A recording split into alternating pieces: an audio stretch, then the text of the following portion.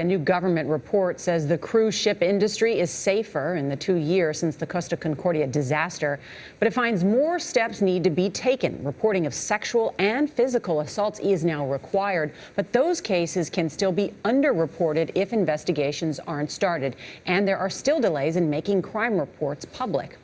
What does that mean for your safety at sea? Our travel editor, Peter Greenberg, is in Los Angeles. Peter, good morning.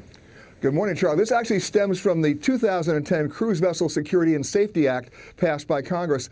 And of the 15 provisions in that law, the report from the GAO now stands that about 11 of those provisions are actually being taken care of by the cruise lines. But as you reported, there are 4 areas that are still not being done in terms of crime reporting. How is that crime being reported? How quickly is it being reported? And how is that information being disseminated to the public in a way that they can actually use it in making basically an intelligent choice about the cruise ship they want to go on?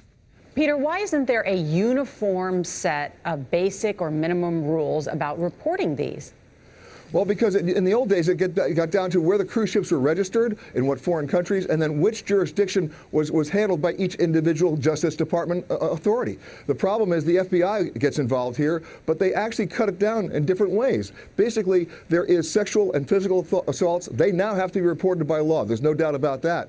But then the question is, how do you define what an assault is? And also, what about other crimes? Even theft is not always reported because there's a dollar limit that they place on that, which is a little bit silly when you think that the dollar limit is $10,000. What about $5,000 thefts? And is it being reported by cruise ship or cruise itinerary or cruise line? If it's not done by cruise ship or cruise itinerary, how do you make an informed choice as to what ship you want to go on?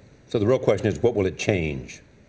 Well, the arguments still persist as to whether or not there'll be more legislation needed or the cruise lines will be allowed to self-regulate. Now, in the wake of the Costa Concordia, certain things have changed. For example, the cruise ship evacuation and safety drills are now done immediately at the port of departure, not after the ship leaves. But there still remains to be seen about safety issues and technology. For example, there are thousands of cameras on new era cruise ships that are digital, 24/7, and time-coded. And guess what? They can actually track everything on a ship, but not every ship has those cameras. All right, Peter, thank you.